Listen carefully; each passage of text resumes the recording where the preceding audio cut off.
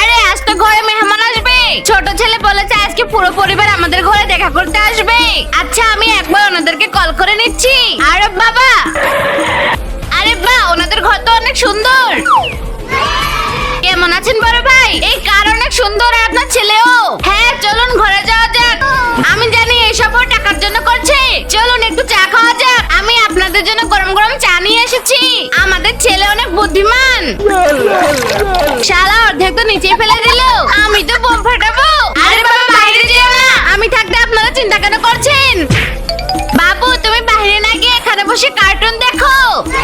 ছোট ভাই তোমার আর আসলে অনেক বুদ্ধিমান। আমার চাচা ও চাচির জন্য এই বছরের শুভকামনা। নতুন বছর এসে গেছে, আমি আপনার উন্নতির জন্য দোয়া করছি। হে উপরওয়ালা, এই বছরটা আপনি ওনাদের খুশিতে ভরে দিন। আরে চাচা আর চাচি চলুন, আমি আপনাদের একটা সুন্দর ছবি তুলে দিচ্ছি।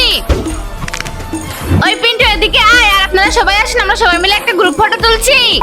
এখন আমি সব ফটো আমার ল্যাপটপে পাঠিয়ে দিই। চলো আজকের দিন অনেক ভালো গেছে। শোনো আরে বাবা এখানে বসো। আরে কেউ আসছে না তো? আরে চাচা এত টাকা কোনো ব্যাপার না বাবা, কিন্তু এটার ব্যাপারে তোমার মাম্মি পাপাকে বলবে না। কিন্তু কিন্তু কিছুই না, এটা আমার তরফ থেকে তোমার জন্য ছোট্ট একটা গিফট। বন্ধুরা তোমরাও কি আমার মতো টাকা পাও?